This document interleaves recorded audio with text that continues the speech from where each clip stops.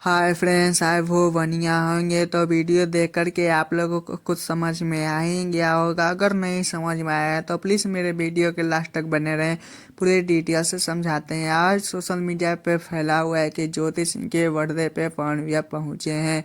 इस वीडियो में कितना सच्चाई है, कितना सच है, ये सब हम आपको कुछ क्लियरली बताने वाले हैं। बस लास्ट तक बने रहें। तो आप लोगों को क्या लगता है कि ज्योति सिंह को यह अफवाह फैलाने के बाद पवन सिंह अक्सर गलतियां माफ करने वाले नहीं है? क्योंकि इलेक्शन में तो खड़े हो रहे हैं। इसका डर ज्योति सिंह को भी है कि हमको फैसला इलेक्शन से पहले चाहिए। और हाँ, मैं चैनल पे नए तो चैनल को सब्सक्राइब, वीडियो को लाइक करें, कमेंट पे जरूर बताइएगा कि पवन सिंह का ये निर्णय सही है या नहीं, या ज्योति सिंह सही है। प्लीज़ टाटा बाय बाय, फिर मिलते हैं नेक्स्ट वीडियो।